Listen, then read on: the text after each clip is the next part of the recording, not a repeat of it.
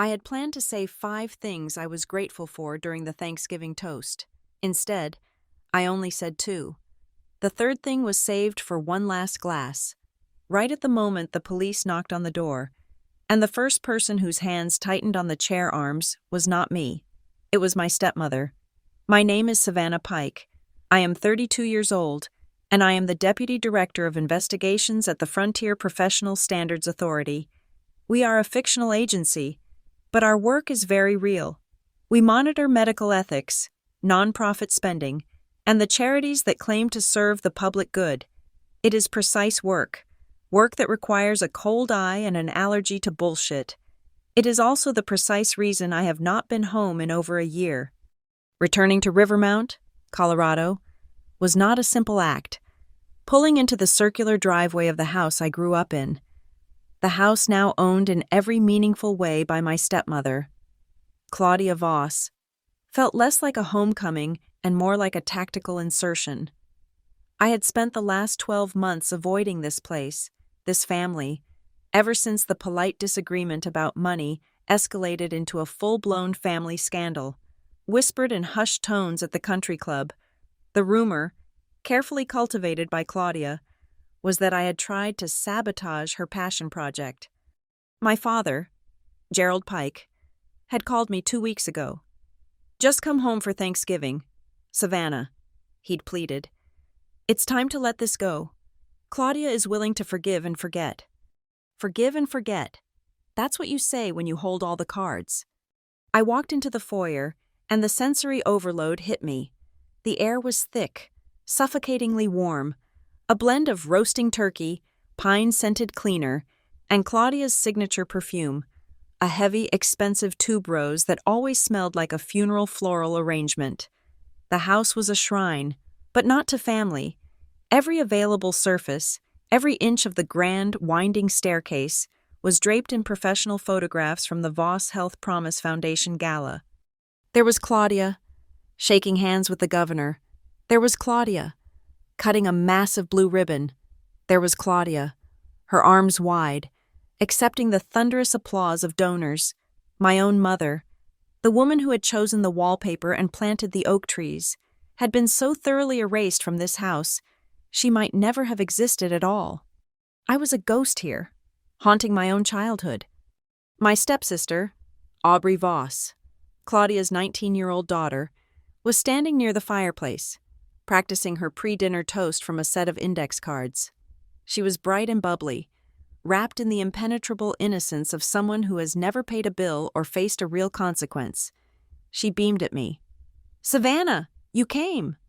"Wouldn't miss it, Aubrey," I said, forcing a smile that felt like cracking plaster. I accepted a glass of champagne from a circulating waiter and did a quick scan of the room. This was not just a family dinner. This was a command performance.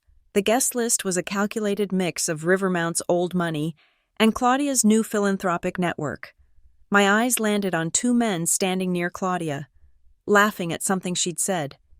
My stomach dropped. Dr. Alistair Finch, a plastic surgeon whose rejuvenation clinics were rapidly expanding, and Marcus Thorne, the Foundation's chief legal counsel. My agency, the Frontier, had open files on both of them. Finch was being monitored for creative billing practices related to insurance, and Thorne had a reputation for burying employee complaints with ironclad non-disclosure agreements. Seeing them here, in my father's home, treated as honored guests, confirmed every suspicion I'd had. They weren't just friends, they were allies. I kept my face neutral, a skill I'd perfected during hostile depositions. I nodded at aunts and uncles who gave me pitying looks, the looks reserved for the difficult, unmarried daughter who worked a stressful job. As Aubrey tapped her glass to begin her speech, a sharp vibration hit my ribs. I angled my body away from the room, shielding my phone with my hand as I slipped it from my blazer pocket. I'd been waiting for this. It was a secure message from Ben, my lead analyst and the only person at the Frontier I trusted with this. "Judge is on board. He'll sign the warrant, but he says the affidavit is 99% circumstantial. He needs the final piece. Pike, we need confirmation of the money transfer tonight. Proof of active, present tense fraud. My breath hitched. 6 months. 6 months of working off the books, using my own vacation days, tracing the labyrinthine path of donations meant for sick patients. We had watched the money move from the Voss Health Promise Foundation into a shell company, Summit Wellness Outreach LLC, and then disappear into invoices for high-end spa treatments, luxury car leases, and payments to Dr. Finch's clinics. We had everything, but the judge was right. We didn't have the smoking gun. We didn't have the now. Claudia was smart. She wouldn't leave a paper trail. She would move the big money on a holiday, when the banks were slow and the oversight staff was at home, carving turkeys. Tonight was the night. I had to catch her in the act.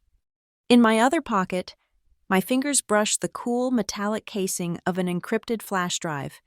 It contained the entire case file, summarized and indexed.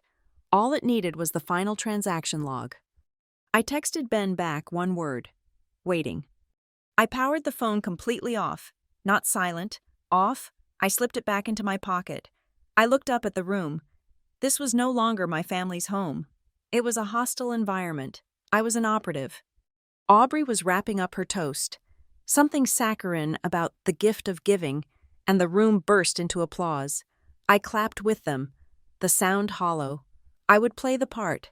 I would be the dutiful daughter. I would smile. I would make small talk, and I would wait. Before the applause had even died, Claudia was upon me. She glided across the room, a predator in oatmeal-colored cashmere, her arms outstretched.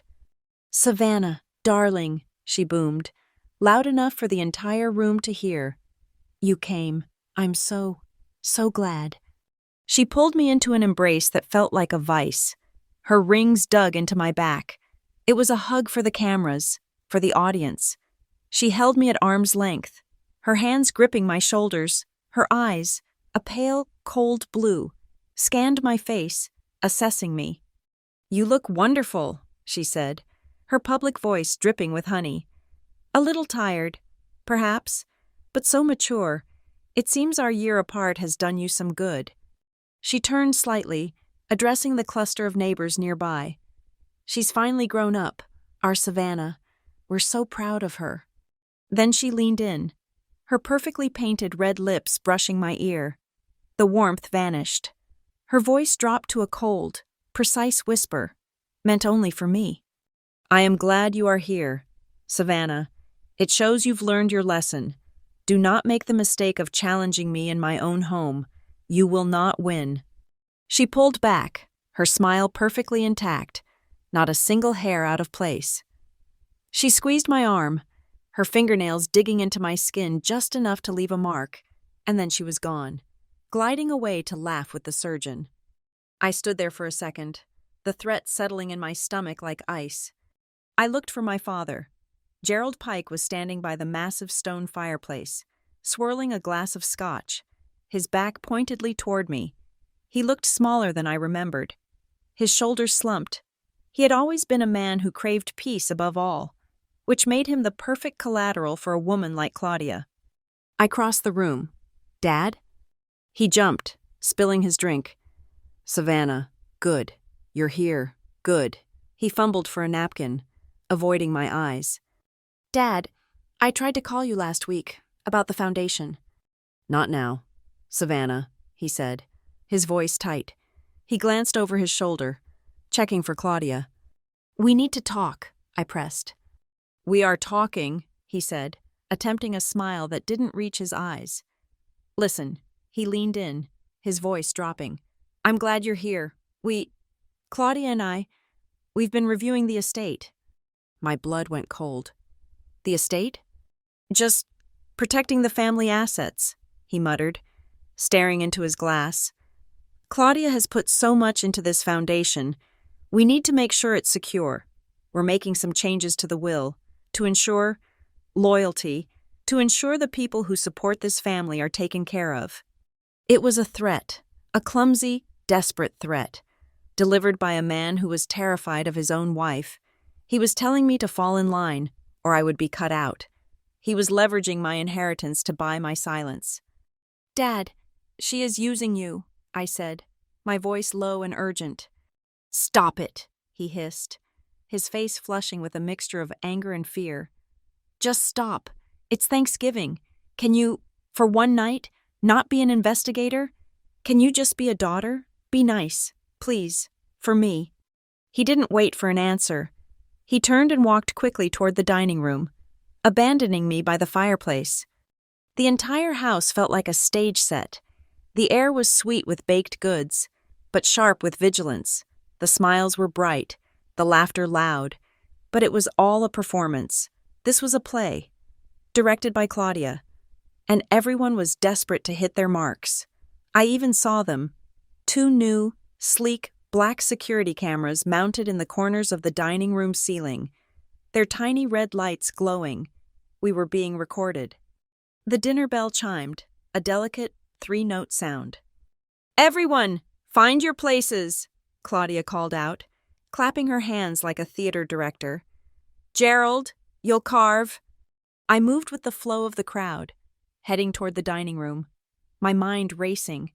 How was I going to get the proof? How could I access her laptop, her files, in a house full of witnesses? As I reached the threshold of the dining room, Claudia's hand, cold and dry, landed on my forearm. Savannah, dear, she said, her voice impossibly sweet. Before we sit, be a love and help me in the laundry room? I need to open a rather stubborn case of wine I've been saving. It's special. The laundry room. It was down a separate hallway, past the kitchen, at the far end of the house. It was isolated, soundproofed. My professional instincts screamed. This was not a request for help. This was an interrogation. Of course, Claudia, I said, forcing my smile to match hers. I followed her elegant, gliding form down the hall. The murmur of the party faded behind us with every step. The scent of bleach and lavender fabric softener grew stronger, masking the smell of the food. She pushed open the door and gestured me in first. After you? I stepped into the small, sterile, white room. The high-efficiency washer and dryer were silent. The door swung shut behind me. I heard the sharp, definitive click of the button lock being depressed.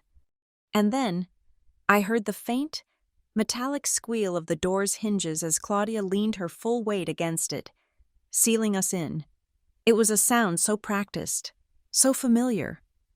It was clear this was not the first time she had used this room for a private conversation. The silence in the small room was absolute, broken only by the low hum of the dryer's electronic display. The air, still damp and smelling of bleach, felt suddenly thin, hard to breathe. Claudia did not turn on the light. We stood in the gray gloom filtering in from the hallway under the door. Her voice, when it came, was nothing like the one she used for her guests. The honey was gone, replaced by pure, distilled venom. It was barely a whisper.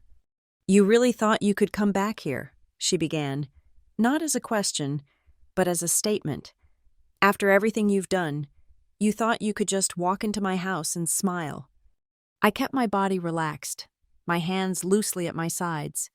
I was invited, Claudia. Dad asked me to come. Your father, she scoffed, a small, sharp sound. Your father is a sentimental fool who still thinks this is a family. He doesn't see what you are, but I do. She took a step closer. The tuberose perfume was choking in the confined space. All those little inquiries, those routine checks, you thought I wouldn't find out? You thought I wouldn't trace it back to you? I held her gaze. Her eyes were like chips of ice in the dark. You've been using your little government job to sabotage me, she hissed, her face now just inches from mine.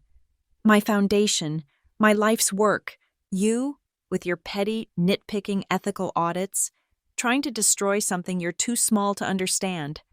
I did not raise my voice. I matched her whisper, but I laced mine with the cold weight of facts. The Voss Health Promise Foundation is moving 90% of its grant-based funding into a shell corporation. I saw the flicker in her eyes, a tiny, almost imperceptible flinch. She hadn't expected me to say it. Summit Wellness Outreach LLC, I continued, keeping my tone level, as if I were reading a report. It's registered to your personal assistant's cousin, An entity with no office, no staff, and no history of philanthropic work. The same entity that paid for your spa treatments, your car, and Dr. Finch's 5-star trip to the Caymans. I had expected denial, shouting, more threats. I did not expect the speed of the attack. Her right hand moved in a blur. The slap wasn't a movie slap. It was a strike, open-palmed and brutal, connecting with the left side of my face with a force that snapped my head back. My ear exploded with a sharp, ringing pain, and the back of my skull hit the metal control panel of the washing machine. I stumbled, my balance gone, grabbing the edge of the machine to stay upright, the world tilted, my vision flashing with bright white spots.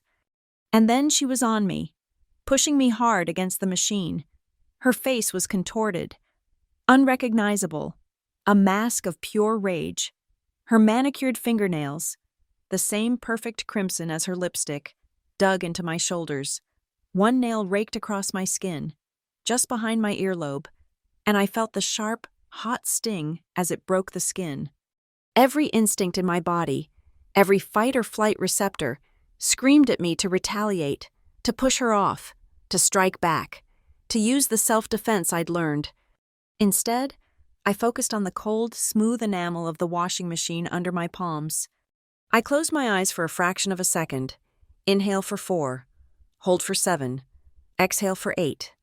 It was the breathing technique my trauma therapist had drilled into me after an investigation had gone sideways 2 years ago. Do not react, I told myself. Observe, document, control your own response.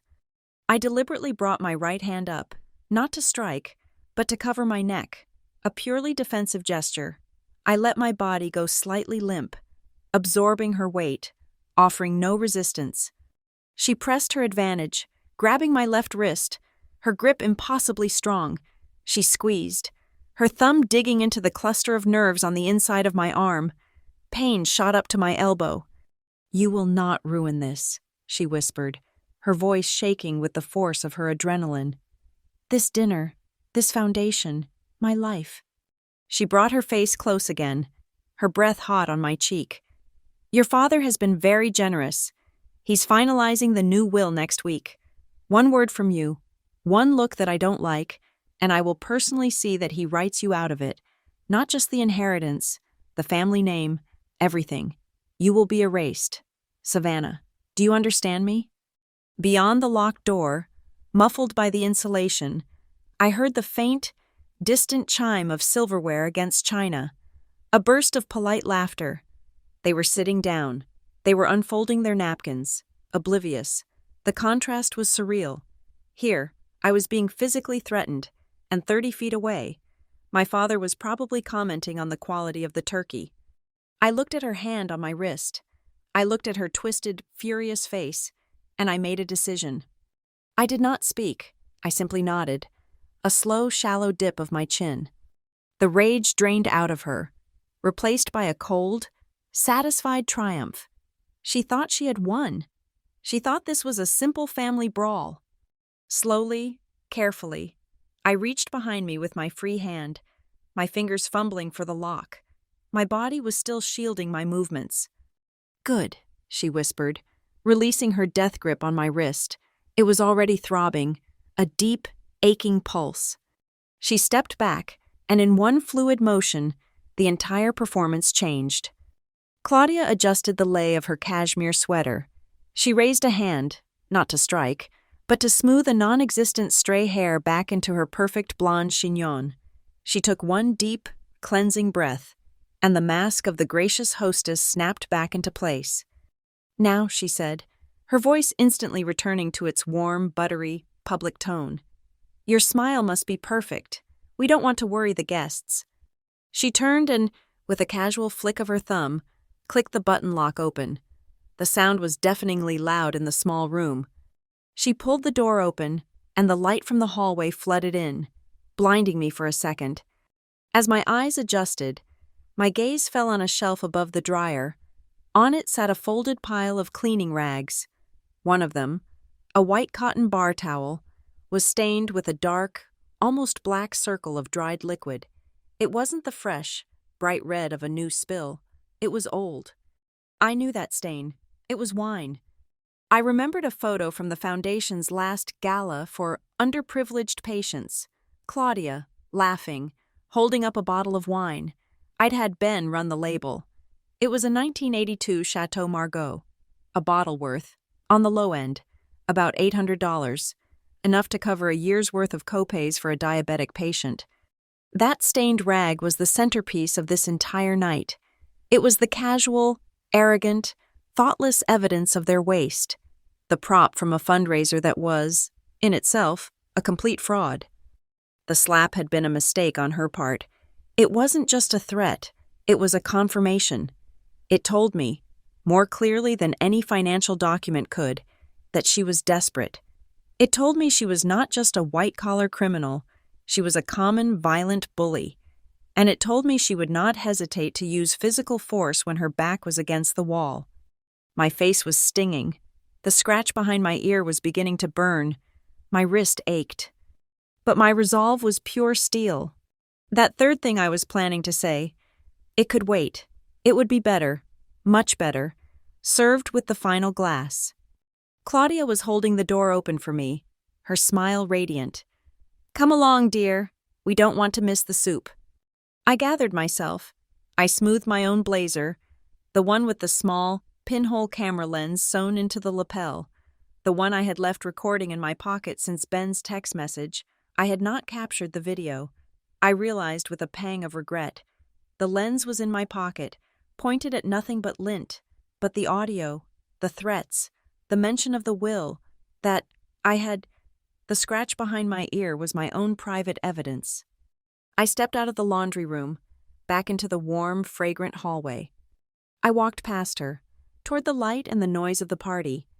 I put the smile on my face, just as she had ordered, a perfect, bright, daughterly smile. As I entered the dining room, I made eye contact with Aubrey, who looked relieved. I nodded at my father, who was already seated at the head of the table.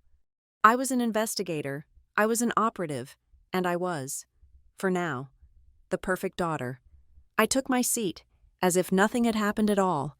As I lifted the heavy silver spoon to my lips, the scent of butternut squash and nutmeg was lost on me.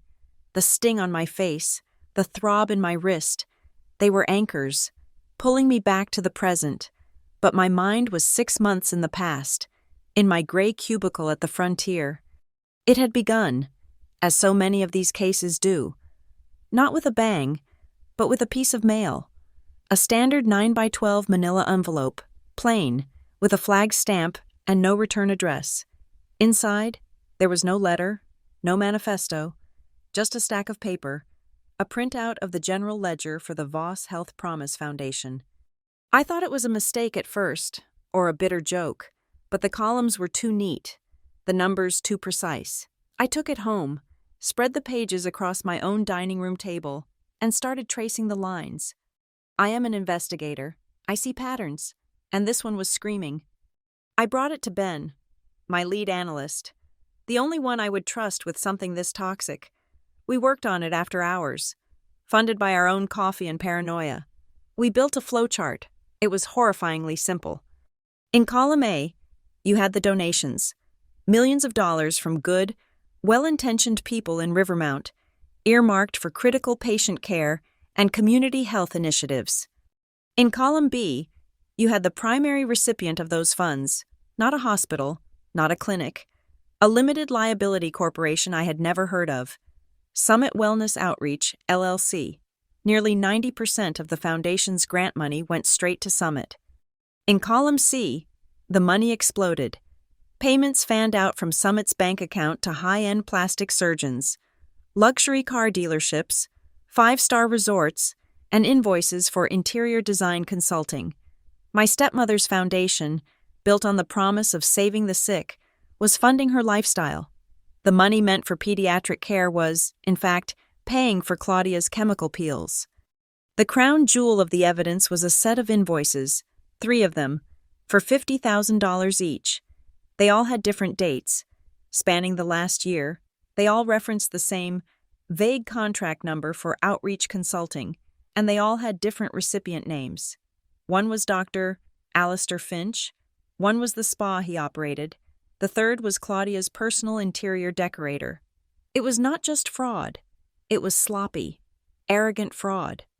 But it was my family. The first thing I did, the very next morning, was walk into my director's office and formally recuse myself. I filed the paperwork citing an immediate and irreconcilable conflict of interest with any case pertaining to the Voss Health Promise Foundation. Gerald Pike, or Claudia Voss.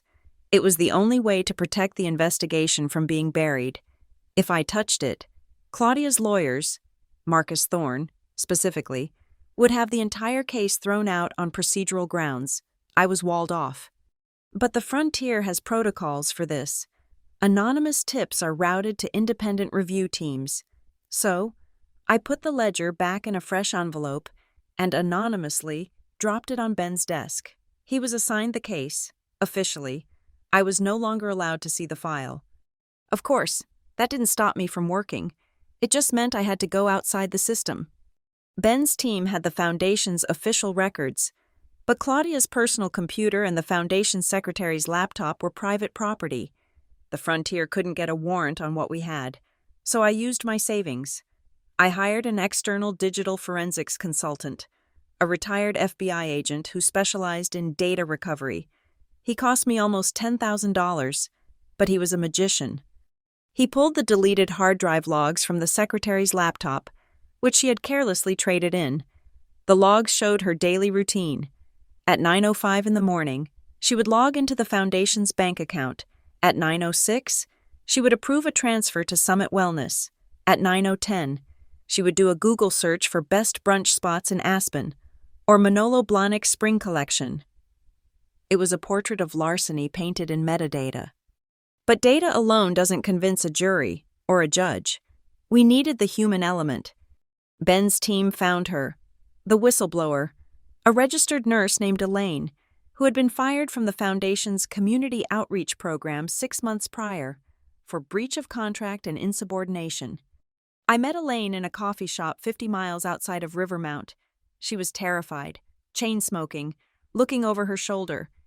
It wasn't real, she told me, her hands shaking. They had this whole campaign, a patient for every donor.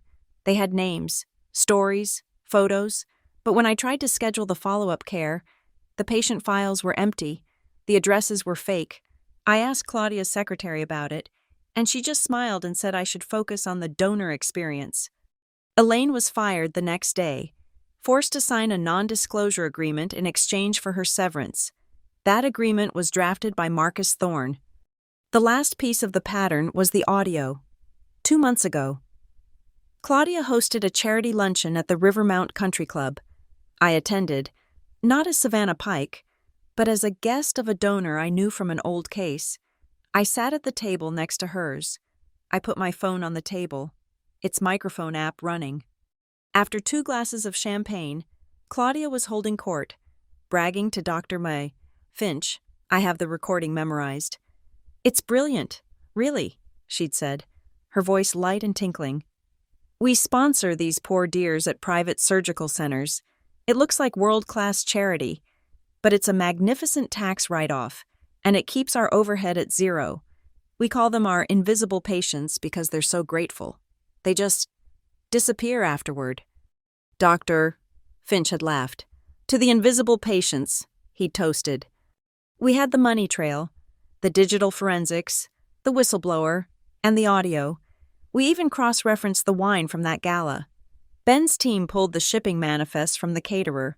Claudia had spent $80,000 on rare French wines, including that 1982 vintage, for one night.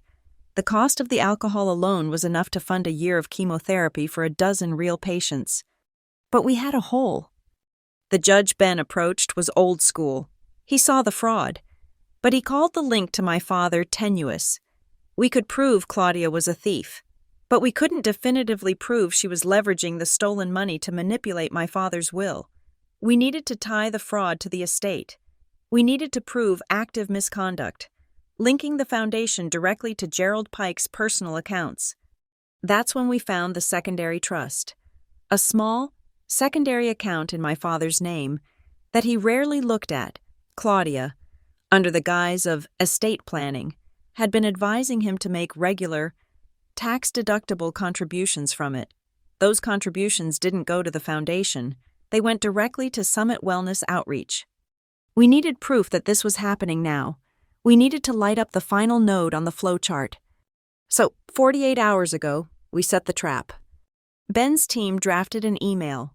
It looked like a standard, automated notification from the bank's fraud department. The subject line read, "Urgent. Test transfer pending final approval."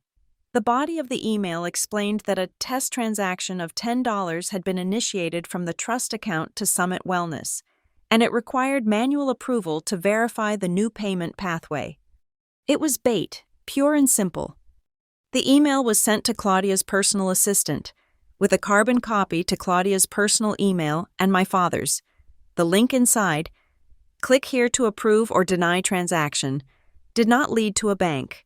It led to a secure server managed by the Frontier. The moment one of them clicked approve, from any device, we would have them. We would have a time-stamped, IP address logged, indisputable act of wire fraud, committed after our investigation had begun. It would be the final, necessary piece for the warrant. And so I sat at the Thanksgiving table, the throbbing behind my ear keeping me sharp. In my left blazer pocket was my phone, powered off, the receiver waiting for the signal. In my right pocket was the encrypted flash drive. It contained the entire summarized report, the ledgers, the forensics, the audio file of Claudia's toast, and the whistleblower's affidavit. It was all I needed to activate the warrant Ben had waiting. I just needed one of them, Claudia, her assistant, or my father, to click that link. I knew Claudia. She was arrogant, but meticulous. She wouldn't leave a loose end. She would see that email and, wanting to ensure her new money funnel was working, she would click approve. I knew this entire performance, the guests, the cameras, the threats in the laundry room, was designed to keep me silent. Claudia believed that everything, even justice, was just a matter of public perception. She believed she could win as long as the audience was on her side. She was right about one thing. It only mattered if people were listening. And I was going to make sure that tonight, for the first time, everyone in this house was forced to listen to the truth. My father, Gerald, stood at the head of the long mahogany table. He tapped his crystal wine glass with a knife, the clear, high-pitched ring silencing the room. The new ceiling cameras, discreet black domes, were pointed right at him. "If I could have everyone's attention," he began, his voice thick with a pride that felt second-hand. He beamed, not at the family, but at Claudia, who was seated to his right, a queen on her throne. "I just want to say, I am so profoundly grateful for this family, and I am especially grateful for my incredible wife, Claudia." Claudia placed her hand over her heart, her smile a masterpiece of humble surprise, as if she hadn't known this was coming. "What she has built," Gerald continued, his gesture encompassing the room, the guests, the entire performance. "With the Voss Health Promise Foundation, it is nothing short of a miracle. She has given this family, and this entire community, a new standard for generosity. She has saved lives, truly." He raised his glass. "To Claudia, the heart of our home." The room erupted in applause. "To Claudia," people echoed. I raised my glass but did not drink. I watched my father sit down, his face flushed with the satisfaction of a man who had successfully read a script. Next to me, my stepsister Aubrey practically vibrated with excitement. "Isn't she amazing?" Aubrey whispered, then immediately took the spotlight as the applause died. "And Dad's right. The foundation is opening so many doors. Guess what, Savannah?" "What's that, Aubrey?" "I got the internship," she announced to the table. "The summer program at Vanguard Media Group in New York. Claudia's on the board with their CEO, and he said my resume, because of all my volunteer work with the foundation, was the most impressive he'd seen from a sophomore." "That's wonderful, Aubrey," I said. It was also a lie. Vanguard Media Group was another name on my list, a company that had received a $50,000 educational grant from Summit Wellness 3 months ago. Aubrey's internship wasn't earned, it was purchased. It just shows what good work and a strong network can do, Claudia said, smiling at her daughter. On my other side, my great-aunt Millie, my deceased mother's sister, leaned in past my cousin. She was in her 80s, sharp as a tack, and one of the few people in the room who had no fear of Claudia. "You look just like your mother. Savannah," she said, her voice carrying clearly in the lull. God, she loved Thanksgiving. She used to make that incredible cranberry orange relish. Do you remember that, Gerald? The one she won the county fair with? My father froze, his fork halfway to his mouth. I do, Millie. Yes, that was lovely. I watched Claudia. Her smile did not falter, but her eyes went utterly flat. The temperature around her dropped by 1/2 degree. She had spent a decade erasing my mother, and here was Aunt Millie, invoking her ghost over the soup. Relish is so rustic, isn't it? Claudia murmured, stirring her soup. I find this butternut bisque, with the hint of white truffle, is so much more elegant for an occasion like this. Aunt Millie sniffed, unconvinced, and turned back to her plate. But the mention of my mother had rattled something loose. My cousin Mark, seated across from me, leaned toward his brother, David. Speaking of old family recipes, Mark muttered, just loud enough for me to hear. Did you hear about Dad's new will speech? Sounds like we're all about to get a rustic cut if we don't praise the new chef. David shot him a nervous look, glancing at Claudia, who was now deep in conversation with Dr. Finch. Shut up, man, David hissed. This isn't the time. Just smile. You know the drill. They both looked deeply uncomfortable, the polite smiles they'd worn earlier now looking strained. They knew something was wrong. They could smell the financial maneuvering, and they didn't like it. They were beneficiaries, just like me, and they were being warned. My phone, tucked in my lap under my napkin, vibrated. I glanced down. It was a text message from my father, from the man sitting 20 feet away at the head of the table. Gerald Pike. Savannah, please, don't make this difficult. Just enjoy the evening. No big scenes tonight. We can talk about everything later. He was too cowardly to speak to me, too afraid of Claudia to risk a conversation. He was texting me, from his own table, begging me to play along. I felt a surge of pity, so profound it almost choked me. I typed back one word, K. I put the phone away. Claudia, as if sensing the shift in the room, deftly reclaimed control. She turned her radiant smile from Dr. Guy Finch to the table at large. It's been such a challenging year, she sighed, dabbing her lips with a linen napkin.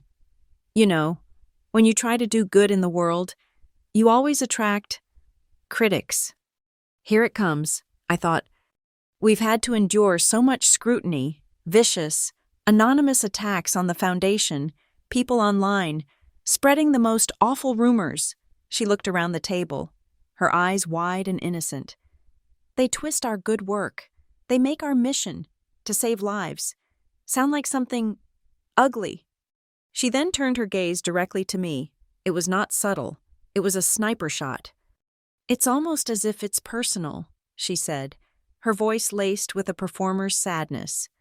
As if it's coming from someone with a grudge, someone jealous, perhaps someone with, let's say, a certain amount of experience in investigations. The air in the room crackled. Everyone knew she meant me. Aunt Millie looked at me, her brow furrowed.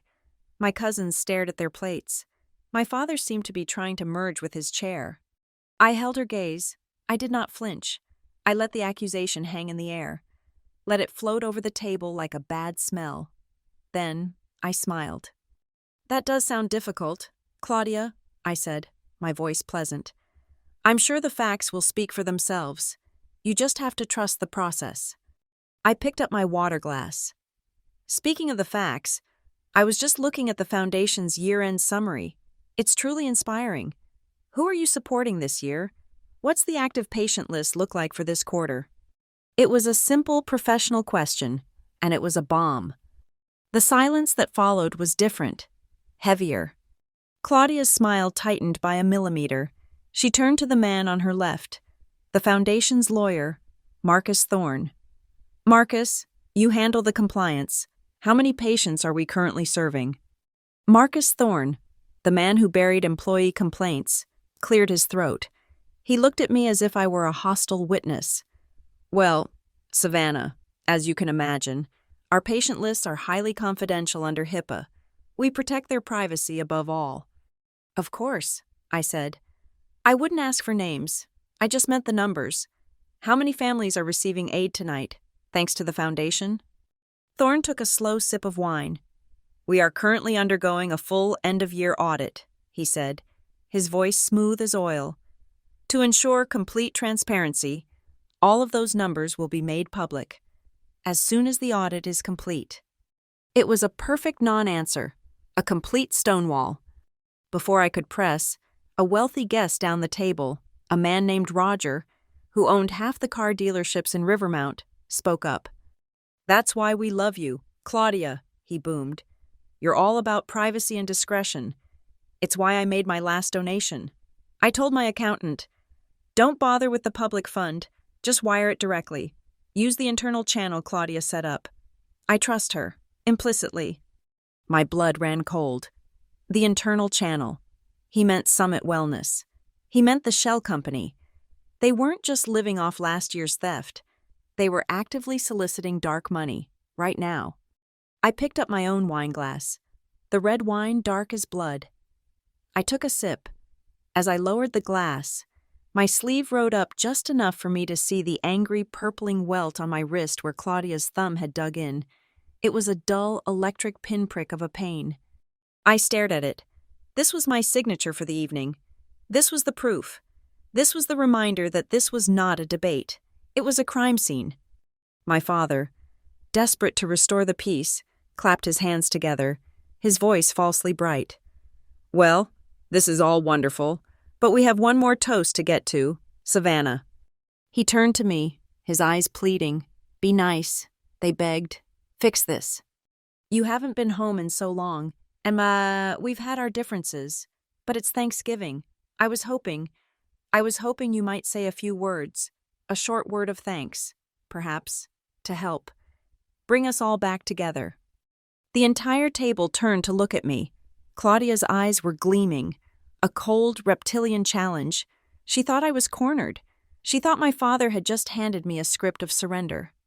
I held his gaze. I saw the fear, the weakness, the desperate hope for a simple, painless holiday. I nodded slowly. I would, Dad. I pushed back my chair and stood up. I saw Claudia relax, just slightly. She thought she had won. She thought I was about to give a tearful speech about forgiveness and family. I would be happy to, I said. This would be my first toast. I stood, my glass of red wine in hand. The sting on my cheek was a dull throb, a silent metronome counting down the seconds. I looked at my father, who was watching me with that desperate, pleading look. Thank you, Dad, I began, my voice clear and steady. I let it fill the dining room. I know it's been a while, and I know things have been complicated. I let that hang in the air, a small acknowledgement of the elephant in the room. But tonight, I am genuinely grateful for one thing, that we are all still able, in spite of everything, to sit at the same table. I looked around, meeting the eyes of my cousins, my aunt, even Dr. Finch. And I'm grateful, I continued, pivoting slightly, for the people who can't be at a table like this tonight, the people who are truly doing the hard work. This was the shift. I felt Claudia's attention sharpen. I was reading a report from the Colorado Public Health Initiative last week. It said that in Rivermount County alone, there are over 500 families this quarter who are choosing between necessary medication and a hot meal. And the community health workers, the nurses and the intake staff at the public clinics, they are seeing a 30% increase in need, with almost no increase in funding. I let the numbers settle. They were real numbers. I had verified them yesterday.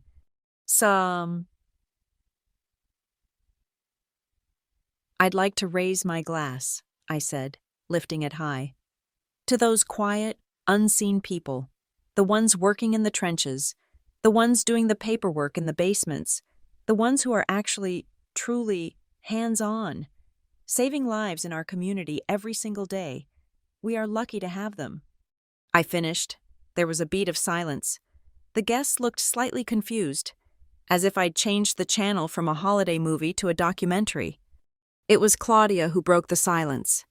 She began to clap, a slow, deliberate thud, thud, thud of her palms.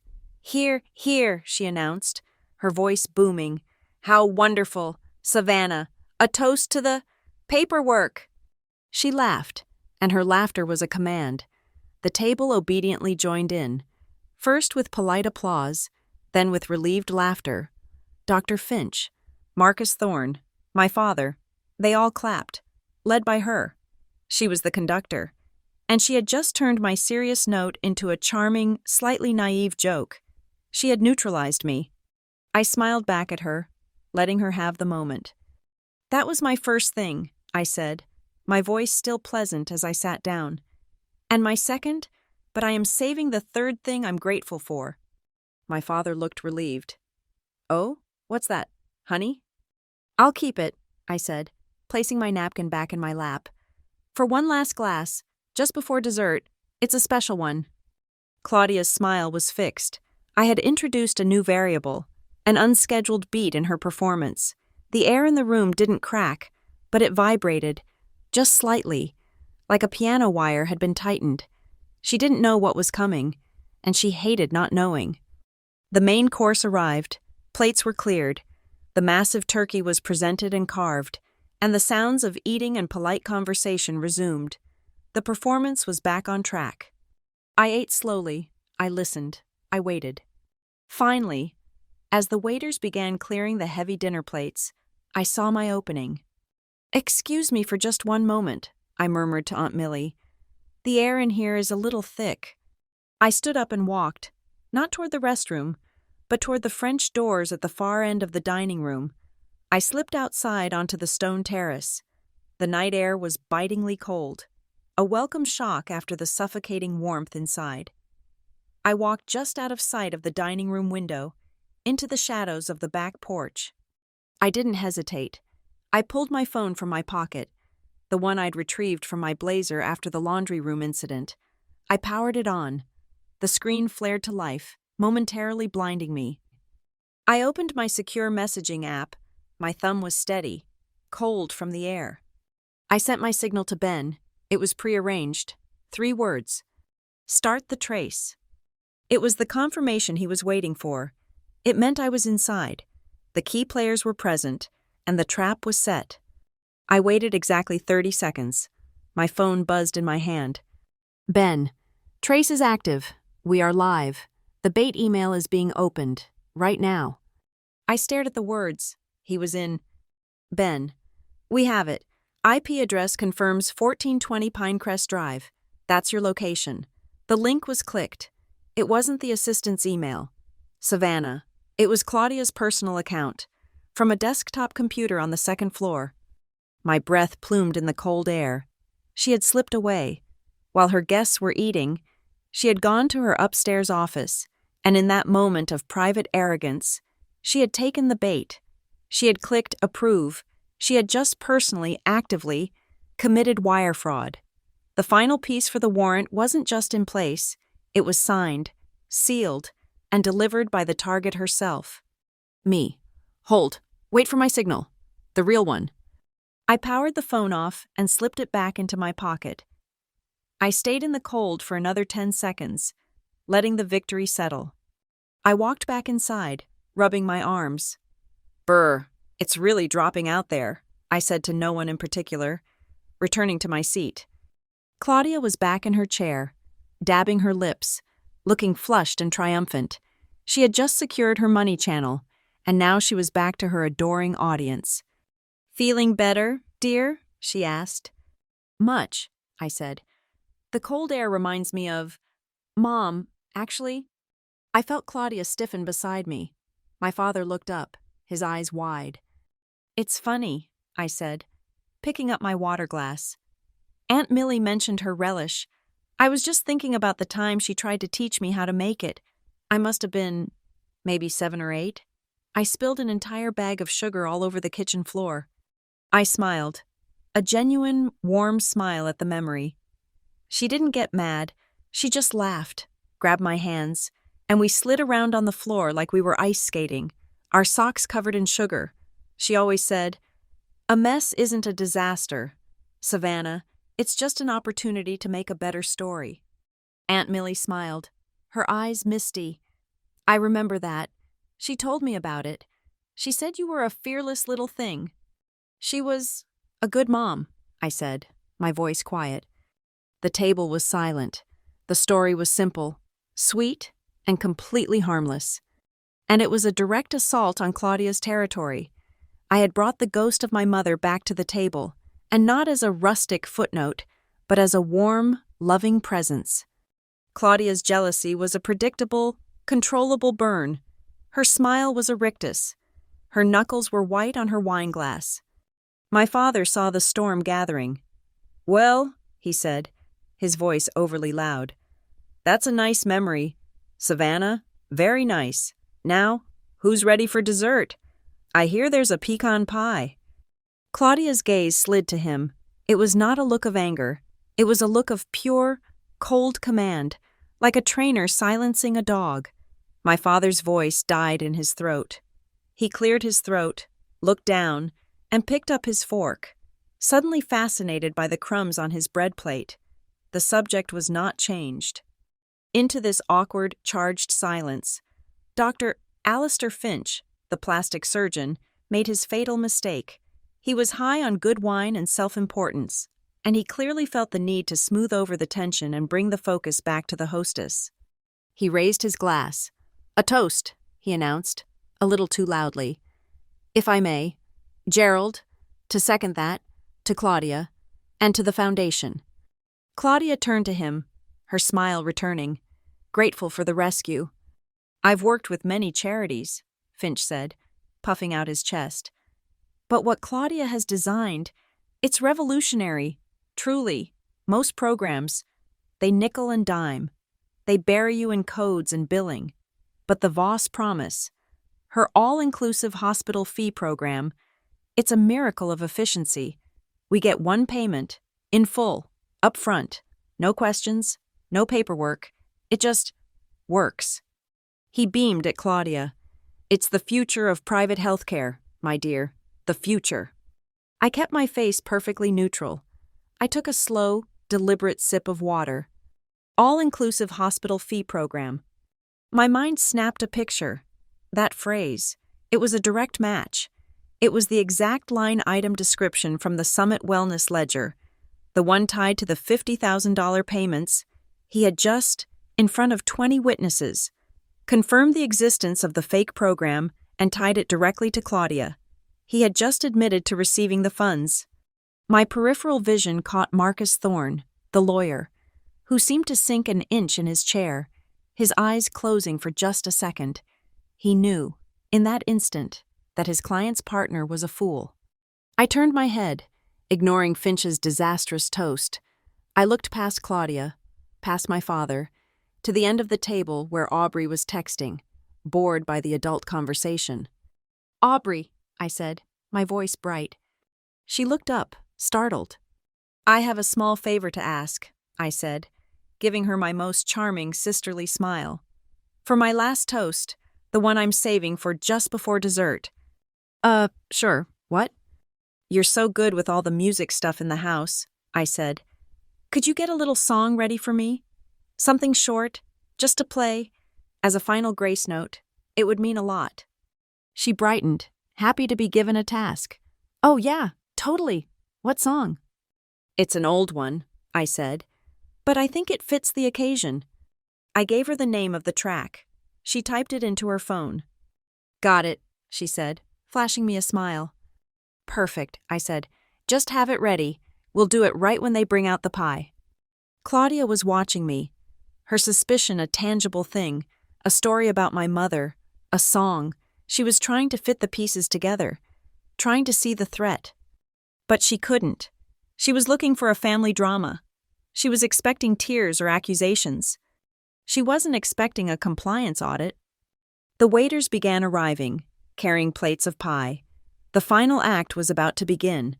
The pecan pie was placed in front of me. The pecans perfectly caramelized, steam rising from the crust. It was the picture of warmth, of tradition. My father's favorite. My mother used to make it. This one, I knew, was from the most expensive bakery in town.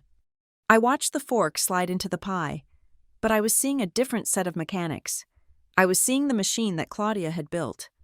It was a beautiful machine. It ran on public goodwill and tax-deductible donations. It was polished with the language of compassion and charity, but its gears were greased with quiet, systemic theft. Claudia, I had come to understand, was not just a thief. She was an artist of appropriation. She didn't just steal money. She stole work. She stole reputations. She stole my mother's house, and now she was stealing my father's legacy. The system was simple. First, she used her social standing, and my father's old respected name, to solicit massive donations for the Voss Health Promise Foundation. Second, she funneled that money, under the guise of administrative costs and patient outreach grants, into the shell companies, primarily Summit Wellness Outreach LLC. Third, Summit Wellness, run by her assistant's cousin, a 22-year-old ski bum in Vail, would pay for the foundation's expenses. Those expenses were her life, the lease on her imported luxury car, the catering for her private parties, the landscaping, the wine, and of course, the invoices from Dr. Alistair Finch's clinic filed under that all-inclusive hospital fee program.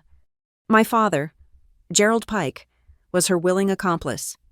He was a man who had inherited a fortune built on railroad steel and Colorado timber, and he was terrified of two things: looking stupid and paying taxes.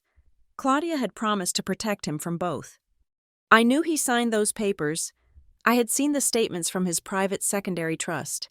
He signed, without reading, whatever tax advice Claudia and Marcus Thorne put in front of him.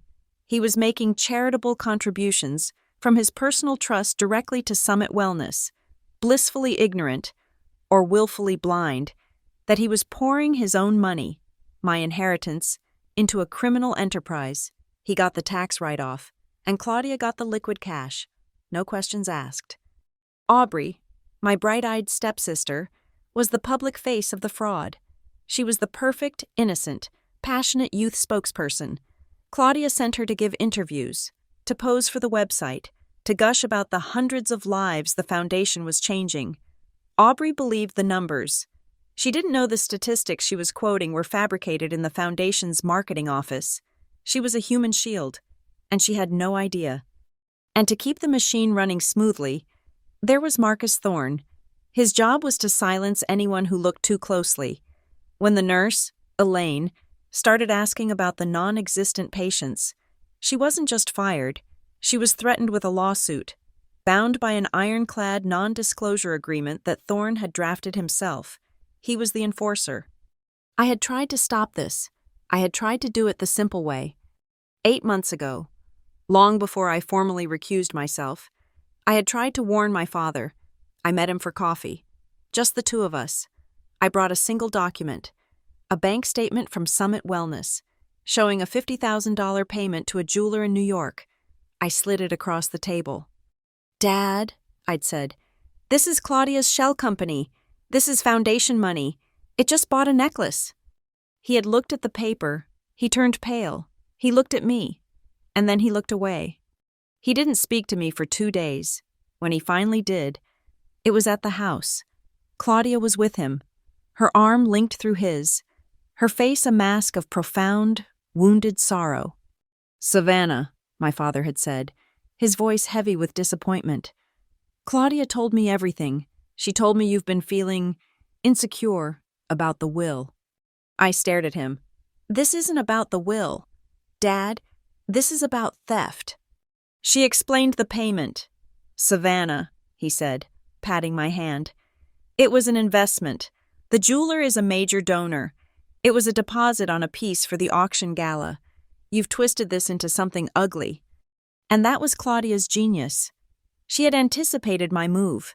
She had reframed my evidence as a symptom of my own greed.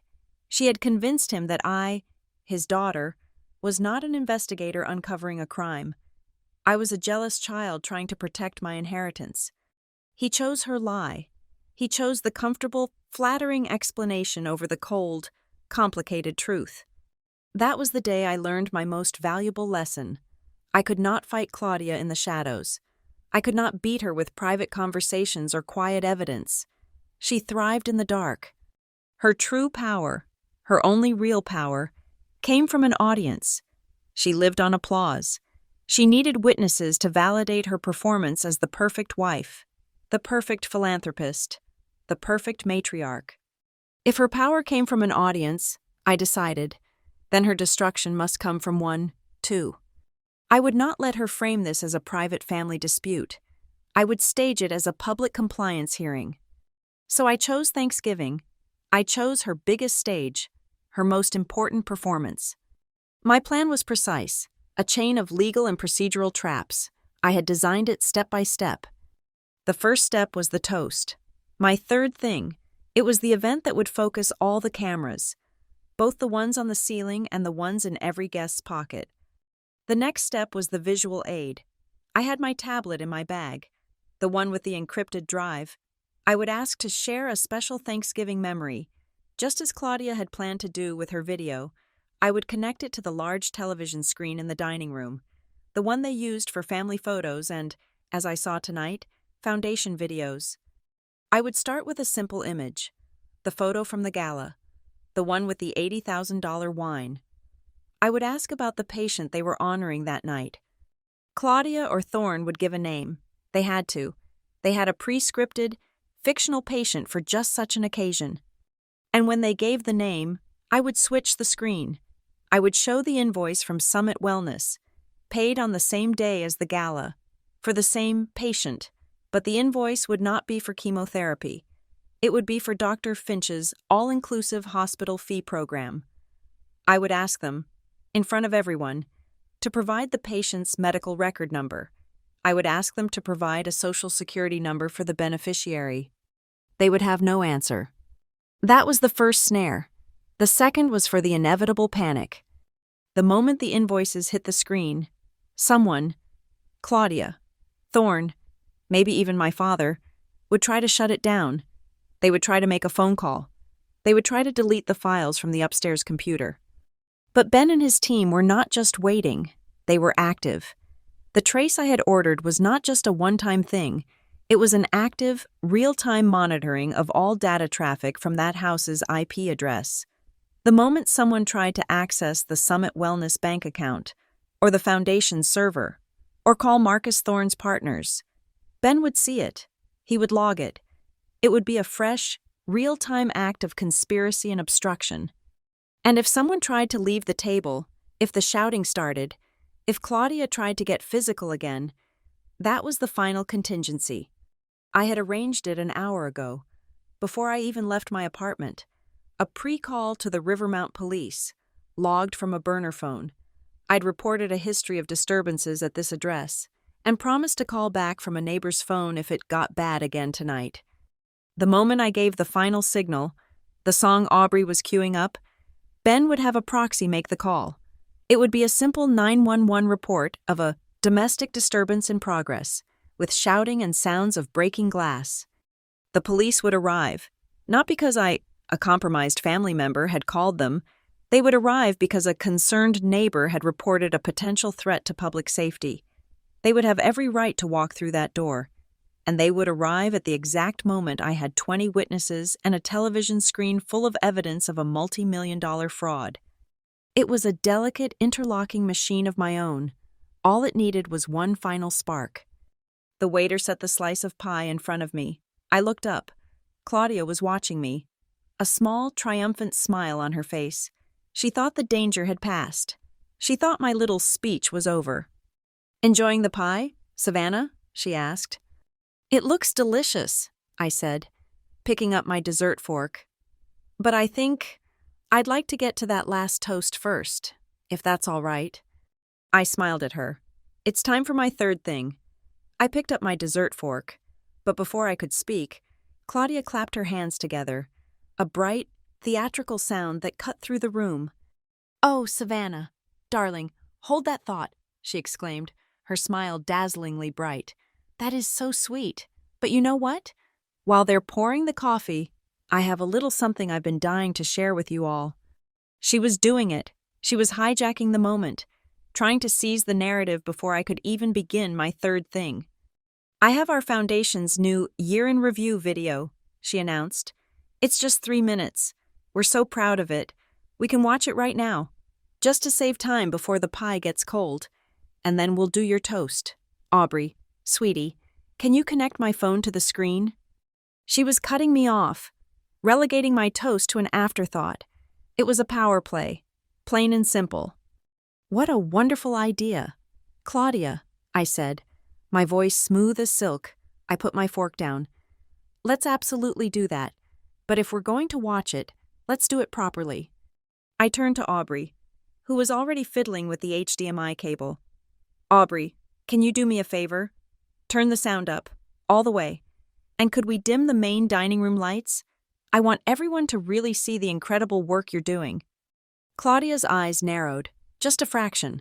My enthusiasm was not the reaction she'd expected. She had anticipated a pout, an argument.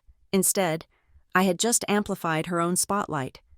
"Of course," Aubrey said, tapping a control panel on the wall.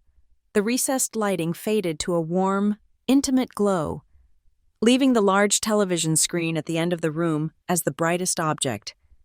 The house system chimed, and Claudia's phone screen mirrored onto the TV. The video began. A soaring, orchestral score swelled. It was exactly what I'd expected. It was a 3-minute masterpiece of emotional manipulation.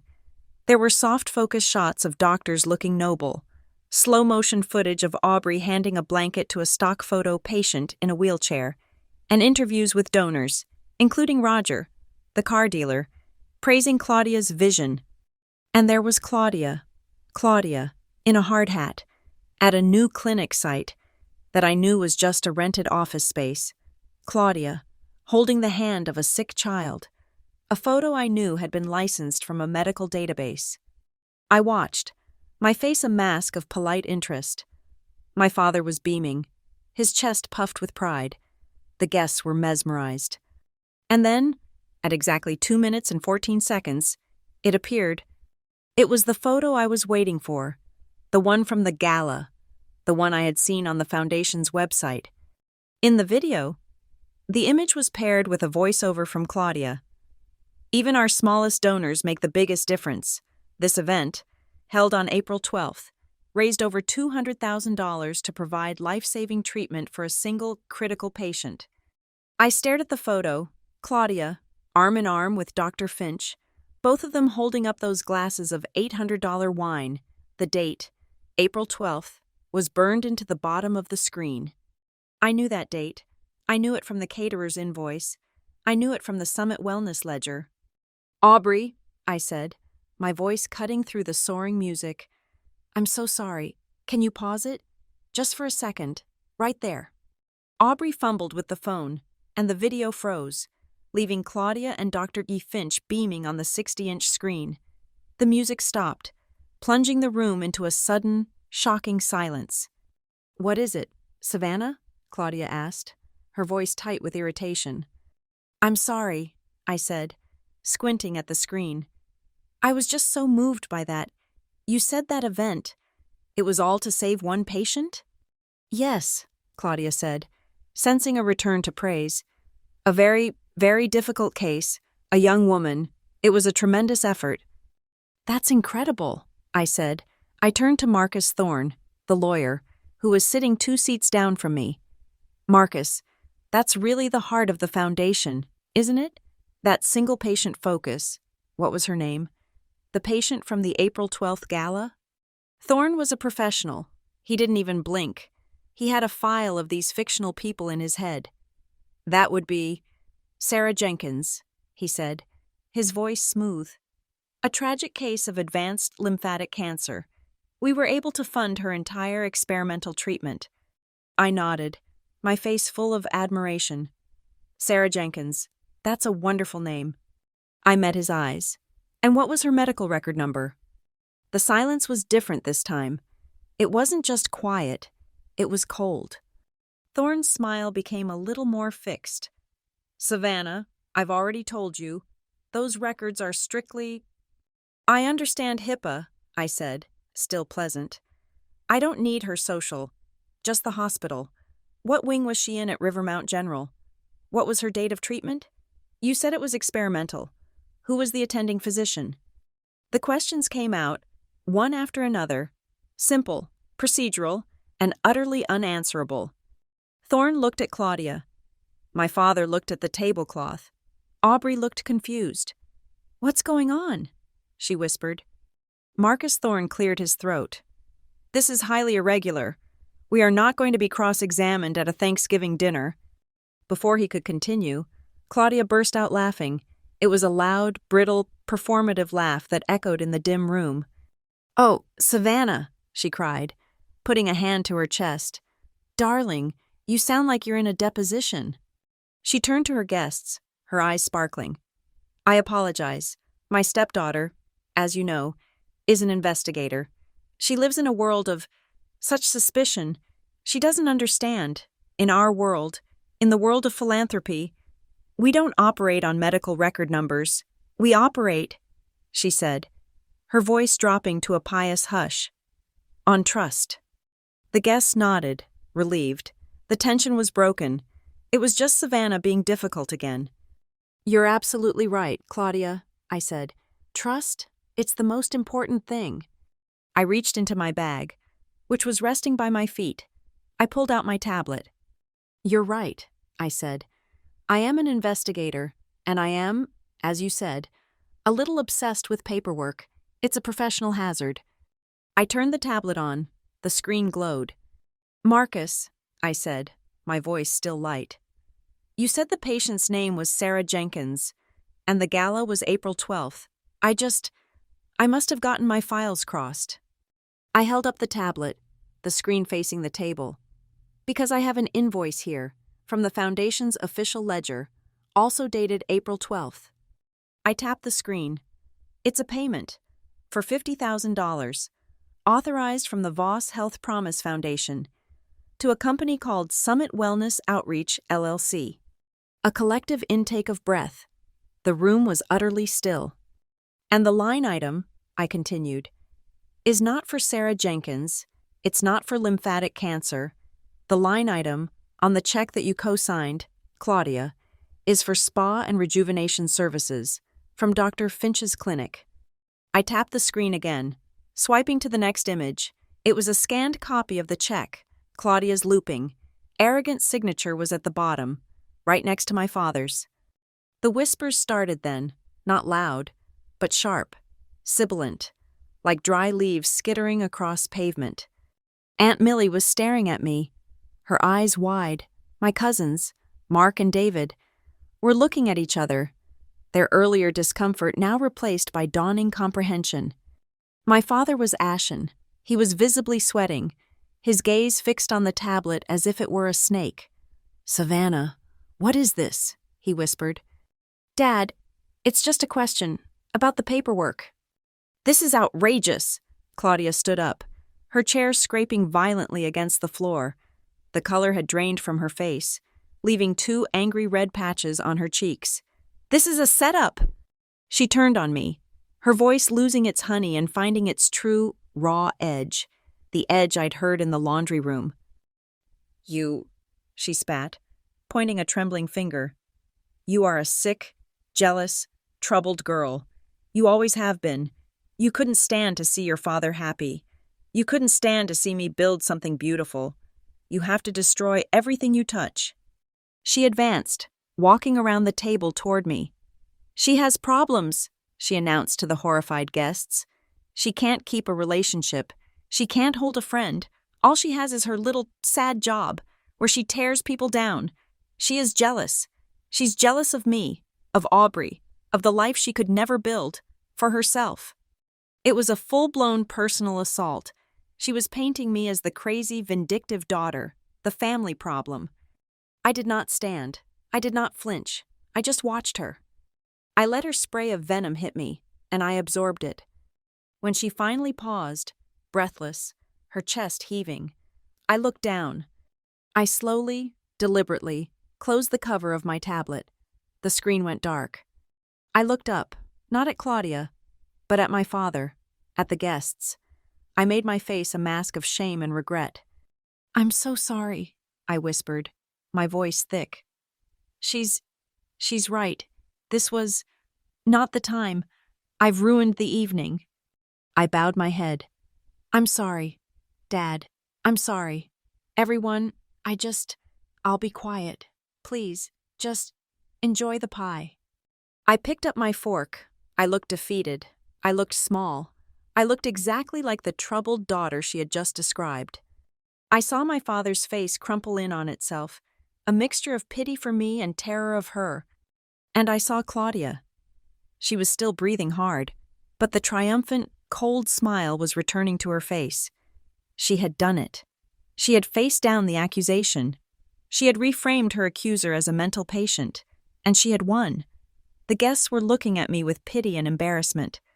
She thought the battle was over. She thought she had won.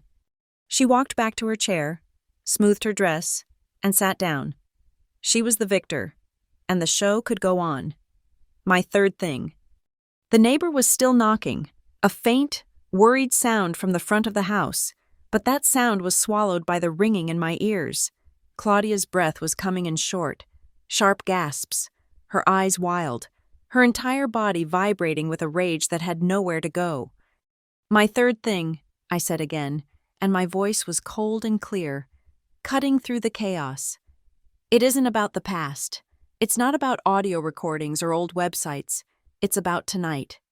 I looked at my father. His face was a ruin of confusion and terror. "Dad, you asked me to not make a scene. I respected that. But the scene was already in progress. It has been for years. Tonight, we just turned on the lights." I swiped the tablet screen, the metadata, the ad, the audio file. They all vanished. A new window took their place. It was simple. It looked like a bank's confirmation page. "This," I said, "is my third and final point of gratitude. This is a live screenshot of a bank transfer, initiated at 8:14 p.m. tonight while we were eating." I pointed to the top line. "From Pike Family Trust, secondary account, the one you use for your tax-deductible contributions, Dad." Then I pointed to the second line. "To Summit Wellness Outreach, LLC." I explained it, simply, as if to a child. About 48 hours ago, an independent team sent an automated email. It looked like it was from your bank's fraud department.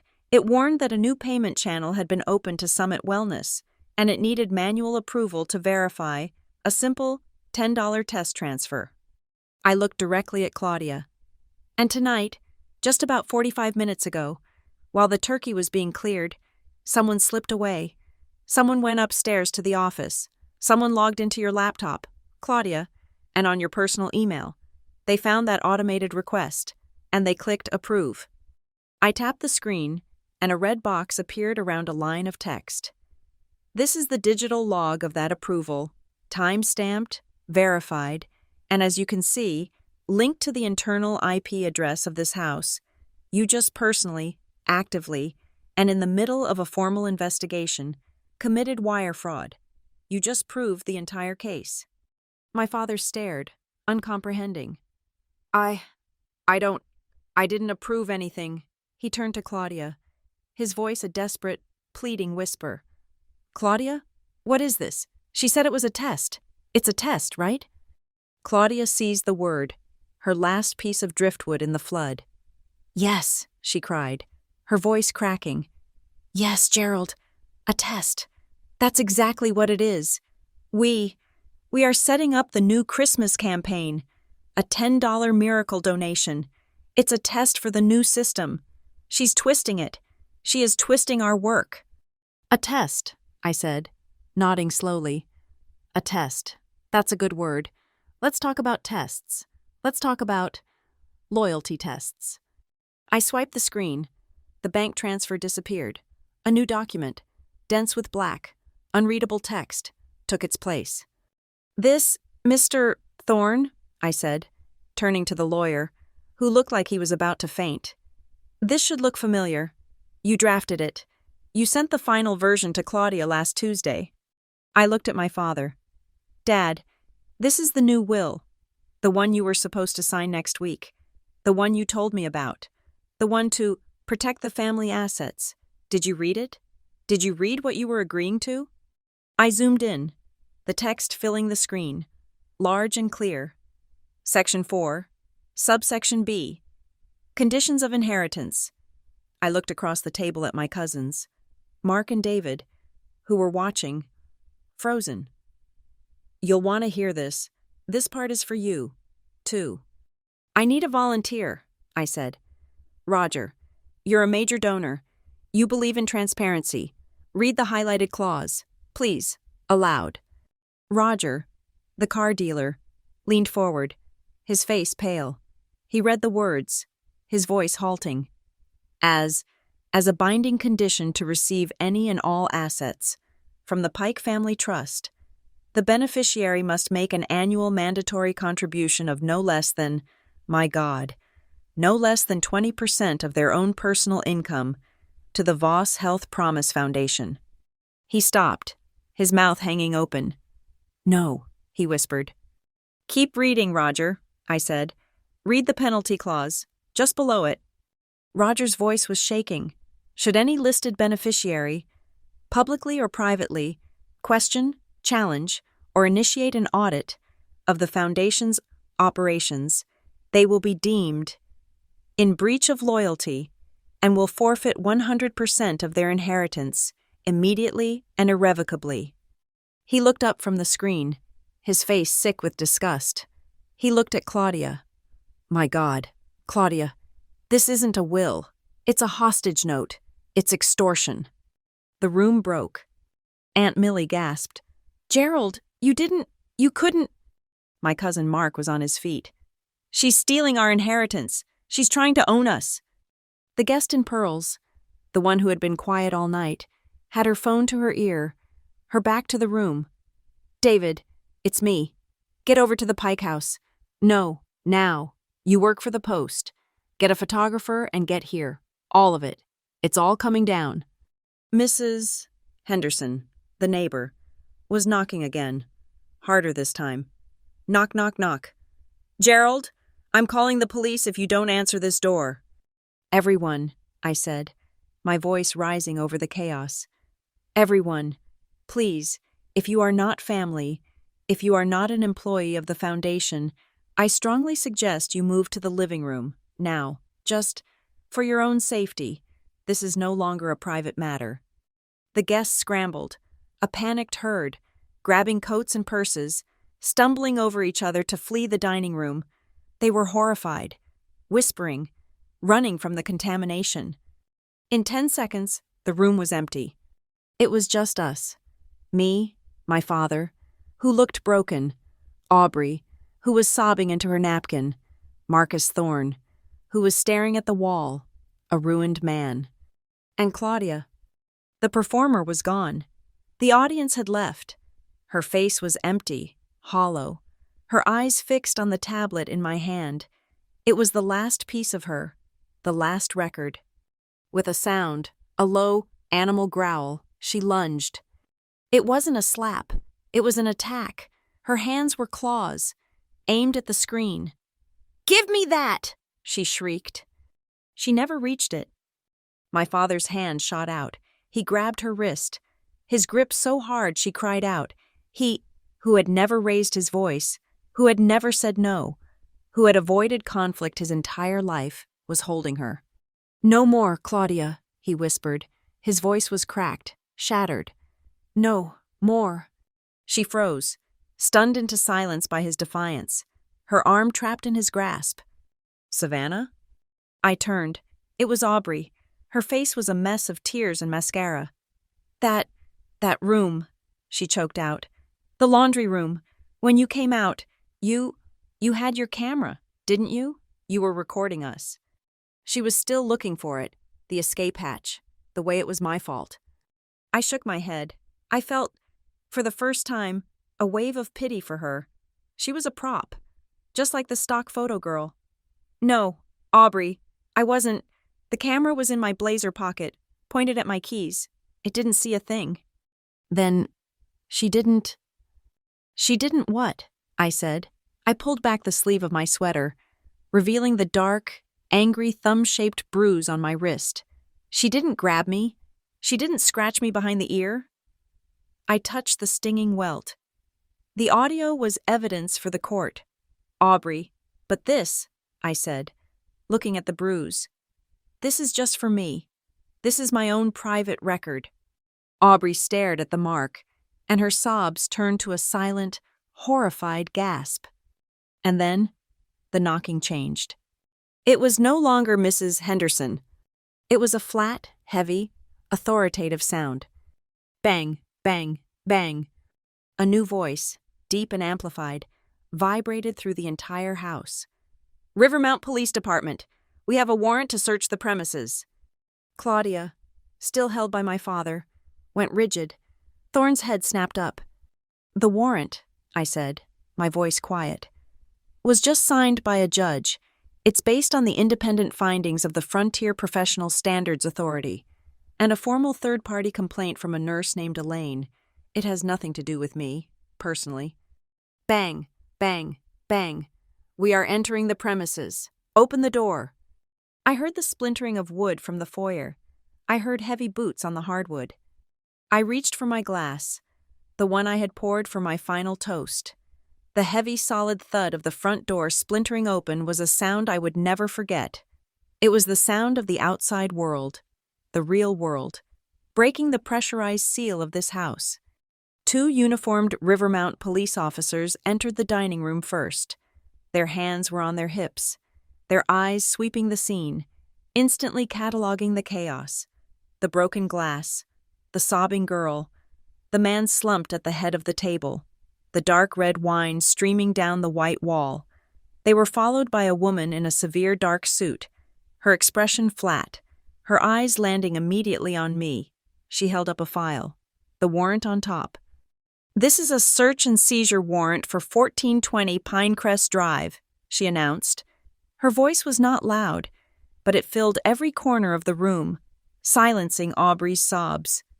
We are here to secure all electronic devices, files, ledgers, and documents, physical or digital, pertaining to the Voss Health Promise Foundation and Summit Wellness Outreach, LLC. My father released Claudia's wrist. The fight went out of her, replaced by a horrifying, sudden calm. She looked past the officers, toward the living room archway, where the pale, terrified faces of the guests were peeking out, a captive audience watching the final, tragic act.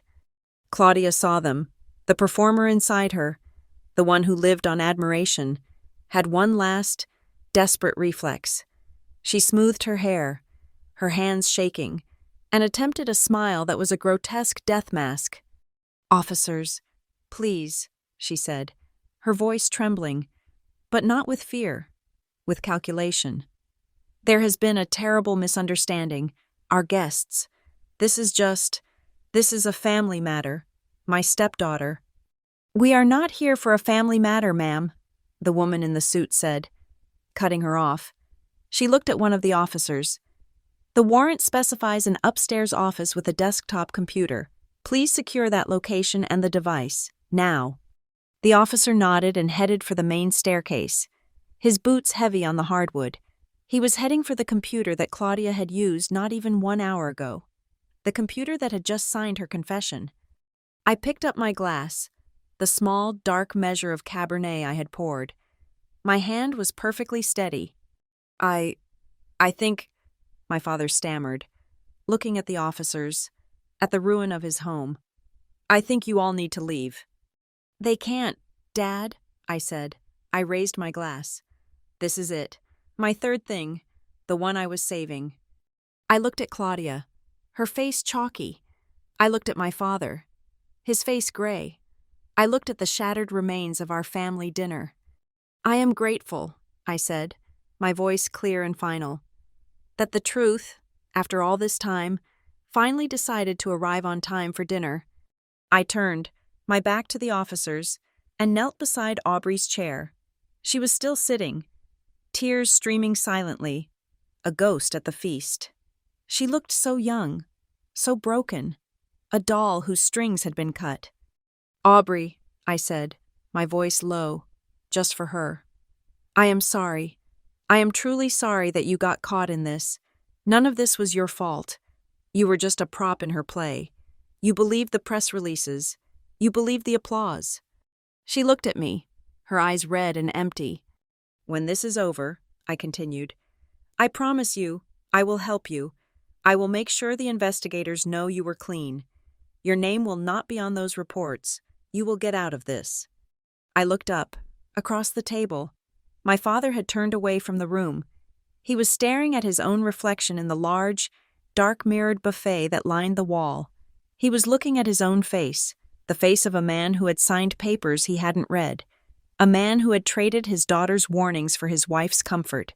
He saw the fool. He saw the weak, compliant, lazy man who had traded his integrity for a quiet life, who had allowed this parasite to burrow into his home and his legacy. He saw the man who had failed his first wife by letting her be forgotten, and failed his daughter by refusing to listen. He didn't turn around, but I saw his reflection in the dark glass. He met my eyes in the mirror. He gave a single, slow, agonizing nod. It was a confession. It was the only apology he had left. I will require my own legal representation." We all turned. Marcus Thorne, the lawyer, had edged his way toward the hallway. He had been silent since his lie about Sarah Jenkins had blown up in his face. Now, he simply wanted to disappear. "I am no longer advising Mrs. Pike or Mr. Pike. I am here as a witness." He saw the woman in the suit write something on her notepad. He turned, and in a move of pure rat-like self-preservation, he vanished into the foyer, presumably to intercept the officers there and offer his cooperation. The lead officer, the woman in the suit, stepped toward me. Her gaze was sharp, assessing. She had seen the wine on the wall, the bruise on my wrist, the scratch behind my ear. "Ms. Pike," she said quietly, gesturing to the hallway. My partner noted the intensity of the scene. The neighbor's call reported screaming and sounds of violence. "We have a domestic violence advocate we can call. If you've been threatened or assaulted tonight, you need to tell me." I thought of the laundry room, the burning sting, the dark, aching, thumb-shaped bruise, which I instinctively covered with my sleeve. I thought of her face, twisted in rage. "Not tonight," I said, my voice firm. "After dinner." She raised an eyebrow, not understanding the reference. "My priority right now," I clarified, "is the evidence. My priority is the list of invisible patients. The real victims of this are not in this room." She held my gaze for a long moment, a flicker of professional respect passing between us. Then she nodded. "All right, we'll proceed." She turned to Claudia. "Claudia Voss, or Pike," she said, her voice now official. "You are not under arrest. However, given the clear and present risk of evidence destruction, as evidenced by the recent activity on your computer, we are requiring you to come with us to the station to give a formal statement. Please, get your coat." "A statement?" Claudia's voice was thin, incredulous. The word station had finally broken through. I don't... Gerald." She turned to my father, her last card, the one she had always played. "Gerald, don't let them. This is our home. This is my foundation. Tell them who I am." My father turned from the mirror. His face was gray, aged a decade in an hour. "Get your coat, Claudia," he whispered. That was the moment the theater collapsed. The velvet curtain fell, the lights went up, and the actress was just a woman, in a too expensive dress, in a ruined dining room. The remaining family, Aunt Millie and my cousins, who had crept back to the doorway, watched in stunned, silent fascination as Claudia Voss, the queen of Rivermount philanthropy, the toast of the town, was escorted out of her own home by a uniformed police officer. Her perfect performance was over. I let out a breath I hadn't realized I was holding. I turned to Aunt Millie, to Mark and David. Their faces were a mixture of shock, horror, and a strange, nascent relief. "It's okay," I said, and I meant it. "The investigation will take over. This part is done. It's not about family now. It's about the people on those lists. It's about the money. The process will be fair. The only goal is to protect the people who were supposed to be protected." Aubrey had stood up. She walked around the table, her steps unsteady, like a newborn foal. She stopped in front of me. She looked at the door Claudia had just walked through. Then she looked at me. She lied about everything," she whispered. "Yes," I said. "The internship, the patients, the lives we were saving, all of it." "Yes." She took a shaky breath, and then she did something I never expected. She hugged me, her thin arms wrapped around my waist, and she held on. "I choose the truth," she whispered into my shoulder, and she held on, like she was drowning. I held her for a moment, surprised, then gently stepped back. The police were working, their voices a low murmur from the foyer. The house was a crime scene. The front door clicked shut, the sound of the deadbolt echoing faintly as the last officer secured the house. Claudia was gone. My father was slumped in his chair at the head of the table, his face in his hands. Aubrey was wiping her eyes. I walked back to my seat. The wine stain on the wall was already drying. My tablet was dark.